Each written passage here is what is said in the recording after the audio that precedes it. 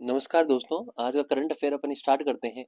मणिपुर में जो अभी राष्ट्रपति शासन लगा है, आपको पता है कि वहाँ 21 माह से लगभग कुकी व मैती समुदाय के बीच में जो संघर्ष चल रहा है, उसको देखते हुए वहाँ पे राष्ट्रीय शासन लगाया गया है, क्योंकि वहाँ के जो मुख्यमंत्री है एन वीरेंद्र सिंह, उन्होंने वहाँ पे इस्तीफा दे दिया है। और ये राष्ट्रपति शासन गृह विभाग की अधिसूचना के बाद वहाँ पे लागू हुआ है। वहाँ पे सभी जो सीआरपीएफ दल हैं, जो आर्मी है, उनकी मीटिंग राज्यपाल द्वारा बुलाई गई है और आर्टिकल 356 के अकॉर्डिंग ये राष्ट्रपति शासन वहां पे लगता है।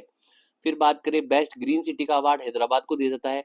हैदराबाद का प्राचीन नाम भाग्यनगर है। इसको लेकर बहुत सारी किंवदंतियां हैं कि एक किंवदंती ये है कि वहां के जो अंतिम निजाम है उस्मान कुली साहब, उन्होंने अंतिम निजाम थे वहां के उस्लाम कुली साहब, और भाग्यमती नाम की स्त्री को लेकर हैदराबाद का नाम भाग्यनगर रखा गया था। एक किंवदंती ये है। फिर दूसरी बात करें, द ब्लू प्लेनेट फंड, ये यूके के द्वारा, यूनाइटेड किंगडम द्वारा बनाया गया है। बहादुर सिंह सागू की बात करें तो भारतीय जो एथलेटिक महासंघ है, इसके जो नए अध्यक्ष बने हैं बहादुर सिंह सागू। रागमाला चित्रावली वैसे कई जगह पे बनाई गई है, लेकिन रागमाला चित्रावली मारवाड़ चित्रकला में 1623 में वीर जी द्वारा बनाई गई थी। 38वां जो राष्ट्रीय खेल है, जो राष्ट्रीय गेम्स होते हैं, वो उत्तराखंड में हुए 38वें, और इसमें जो पहला स्थान प्राप्त किया है वो सर्विसेज ने किया है, अर्थात सेना ने पहला स्थान प्राप्त किया है, क्योंकि उन्होंने गोल्ड सबसे ज्यादा जीते हैं। उन्होंने लगभग 68 गोल्ड जीते हैं, और टोटल उन्होंने पदक तालिका देखे तो 121 पदक उन्होंने जीते हैं। दूसरे स्थान पे महाराष्ट्र रहा। महाराष्ट्र ने 54 गोल्ड जीते हैं, और टोटल पदक देखे तो 198 पदक जीते हैं। चूंकि सेना ने गोल्ड ज्यादा जीते हैं, इसलिए सेना पहले स्थान पे रही है। और ये समापन समारोह की अध्यक्षता अमित शाह द्वारा की गई, जो भारतीय गृह मंत्री तत्समय है। और राजस्थान की बात करें, राजस्थान 15वें स्थान पे है, और राजस्थान ने 9 गोल्ड 11 रजत सहित 43 पदक इसमें जीते हैं। अंतिम दिन राजस्थान से रौनक राठौड़ है, जिन्होंने मलखंभ में 2 कांस्य जीते हैं, और शूटर अनंतजीत सिंह नरूका, जिन्होंने गोल्ड जीता है। ये शूटर अनंतजीत सिंह नरूका ने ही राजस्थान की तरफ से ओलंपिक में भाग लिया था। फिर बात करें अंतरराष्ट्रीय पोलो मैच की, तो ये अब की बार जयपुर में खेला गया। भारत और अफ्रीका के बीच में ये मैच हुआ, और भारत इसमें विजयी रहा। भारत की तरफ से पद्मनाभ सिंह व शमशीर अली ने भाग लिया। शमशीर अली हाईएस्ट गोल करने वाले उस मैच में बने थे। तो भारत इस मैच में जीत चुका है। संयुक्त विशेष बल अभ्यास, इसकी बात करें, साइक्लोन थर्ड इसका नाम है। भारत और मिस्र की सेनाओं के बीच में आयोजित किया गया। कहाँ आयोजित किया गया? बीकानेर में महाजन फील्ड फायरिंग रेंज में आयोजित किया गया था। सर्जनम की अपन बात करें तो एम्स दिल्ली में सर्जनम खोला गया है। ये देश की पहली स्वचालित बायोमेडिकल अवशिष्ट प्रबंध प्रणाली है। इस प्रणाली का नाम सर्जनम है, जो एम्स दिल्ली में सर्वप्रथम खोला गया है। मोदी जी ने हाल ही में अमेरिका की यात्रा करी, वहां पे ट्रंप से मिले। ट्रंप राष्ट्रपति बनने के बाद में मोदी जी की ये पहली यात्रा है, और ट्रंप ने गिफ्ट की उनको अवर जर्नी टुगेदर नाम की बुक। हाल ही में अमेजन पर आप सर्च करोगे तो लगभग 6-7 हजार रुपए में ये बुक अमेजन से आप ऑनलाइन एक्वायर कर सकते हैं। मोदी जी ने वहां कहा, जैसे इंडिया का नारा है MIGA, मतलब मेक इंडिया ग्रेट अगेन, वैसे अमेरिका का नारा है मेक अमेरिका ग्रेट अगेन। क्यों ना हम दोनों मिलकर MEGA मीगा मतलब make India and America great again करें, क्योंकि संगठन में शक्ति होती है। हम दोनों मिलकर एक अच्छे स्थान पे विश्व में स्थान रख सकते हैं। 2008 कुछ वार्ताएं, कुछ समझौते, कुछ दोनों के बीच में वार्ताएं हुई भारत और अमेरिका के बीच में। तो इनमें है 2008 के जो मास्टरमाइंड थे, मुंबई में जो हमला हुआ था आज होटल पर, उसके मास्टरमाइंड थे आरोपी तहव्वुर राणा। वो काफी समय से अमेरिका में है, तो हाल ही में अमेरिका की सुप्रीम कोर्ट ने ये मंजूरी दे दी है उनके प्रत्यारोपण की, अर्थात वो उनको भारत लाया जा सकता है। तो भारत के लिए अच्छी न्यूज है। दोनों देशों के बीच में आतंकवादी संगठनों के वित्त पोषण को रोकने के लिए व खुफिया जानकारी, आतंकवाद के खिलाफ सहयोग के लिए वार्ता हुई है। लॉस एंजल्स व बोस्टन में भारत के कॉन्सुलेट्स अर्थात वाणिज्य दूतावास खोले जाएंगे। व्यापारिक घाटे को कम किया जाएगा। दोनों देशों के बीच में $500 बिलियन तक व्यापार का ऐलान किया गया है। सेमी कंडक्टर क्षेत्र को लेकर दोनों देशों में सहयोग की वार्ताएं हुई, और छोटे न्यूक्लियर मॉड्यूलर रिएक्टर आदि विकसित किए जाएंगे दोनों देशों के सहयोग से। क्वाड को मजबूत किया जाएगा, जिसमें ऑस्ट्रेलिया, जापान, भारत और इंडिया है। ऑस्ट्रेलिया, जापान, भारत और अमेरिका है, इसको मजबूत किया जाएगा। इस प्रकार प्रशांत क्षेत्रीय शांति और सहयोग को मजबूती मिलेगी। भारत को अत्याधुनिक हथियार, लड़ाकू विमान जैसे F-35 है, ये प्रोवाइड किए जाएंगे। सैन्य प्रणाली हस्तांतरित अमेरिका के द्वारा की जाएगी। स्वच्छ ऊर्जा क्षेत्र में समझौता होगा। तेल व प्राकृतिक गैसों के आपूर्ति को बढ़ाया जाएगा। एआई क्षेत्र में उन्नत एआई सिस्टम का डेवलपमेंट किया जाएगा। और हाल ही में न्यू इंडिया बैंक है, ये बैंक आरबीआई के द्वारा प्रतिबंधित कर दिया गया है और इसके बोर्ड को भंग कर दिया गया है। अब जो ग्राहकों ने इसमें पैसे जमा करा रखे हैं उसके एवज में एक बीमा होती है, वो बीमा लगभग 5 लाख रुपए तक की होती है। तो ग्राहक अब 5 लाख रुपए तक की बीमा अपने जमा कराए गए धन के विरुद्ध ले सकते हैं। इससे अधिक वो कुछ नहीं ले सकते इस बैंक से। तो न्यू इंडिया बैंक एक निजी बैंक है, आरबीआई के द्वारा प्रतिबंधित किया गया। बैंक से कोई गतिविधियां संचालित नहीं की जाएगी, न तो सेविंग की जाएगी, न तो कुछ जमा किया जाएगा, न कुछ निष्कासित किया जाएगा। ग्राहकों को डिपॉजिट इंश्योरेंस स्कीम एक होती है, इस स्कीम के द्वारा क्या किया जाएगा, ग्राहकों का जो भी बैंक में जमा है उसके विरुद्ध 5 लाख रुपए तक दिया जाएगा अगर बैंक डूब भी जाए तो। हालांकि आरबीआई ने इसका अभी लाइसेंस निरस्त नहीं किया है। और जमा राशि के विरुद्ध बीमा देने वाली स्कीम होती है डी डिपॉजिट इंश्योरेंस स्कीम।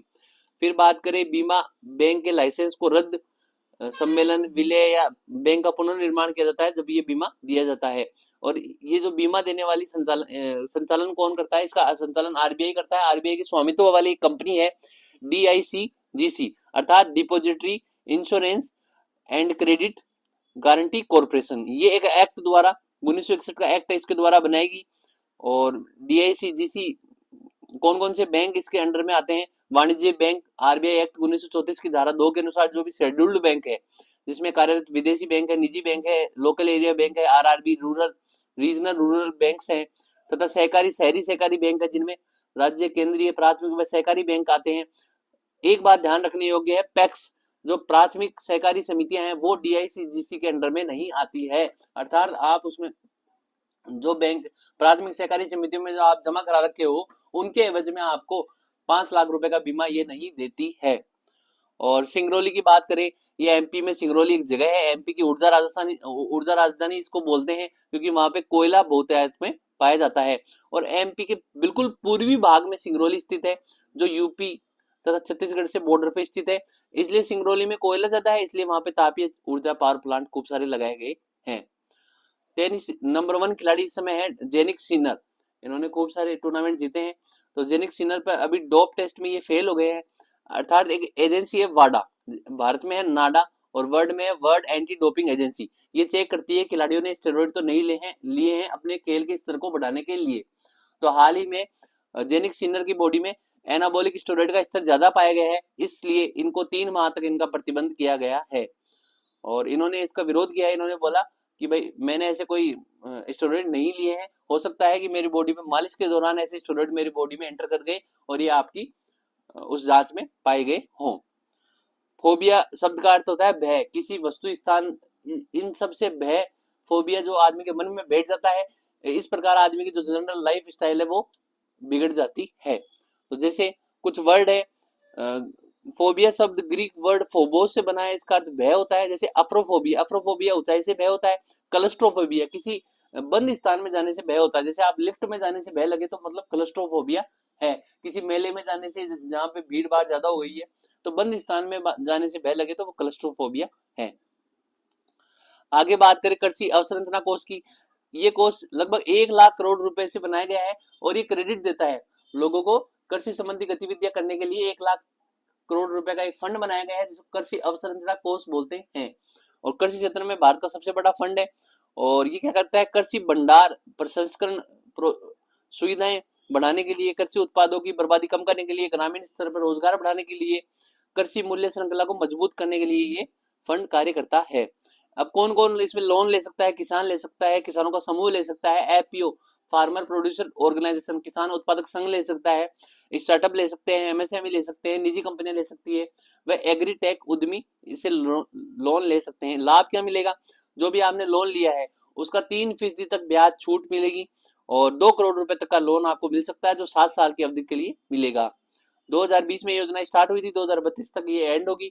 और गोदाम, cold storage, agri processing unit और सप्लाई चेन हेतु ये ऋण दिया जाता है। आगे बात करें 9वें विंटर एशियन गेम्स, ये चीन के हार्बिन शहर में हुए और इसमें पदक तालिका में नंबर 1 स्थान चीन ने प्राप्त किया है। भारत ने इस 9वें विंटर एशियन गेम्स में एक भी पदक नहीं जीता है। और 10वें जो विंटर एशियन गेम्स 2029 में होंगे वो नियोम जो हाल ही में डेवलप सऊदी अरब की एक सिटी है वहां पे आयोजित किए जाएंगे। फिर बात करें देश का सबसे बड़ा पंचक्रम सेंटर, ये राजस्थान के जोधपुर में खोला जाएगा। और डॉक्टर राजा सर्वपल्ली राधाकृष्ण यूनिवर्सिटी है जो आयुर्वेद यूनिवर्सिटी, वहां पे ये पंचक्रम सेंटर खोला जाएगा। पशुओं में कुछ रोग होते हैं उनके बारे में अपन बात करते हैं।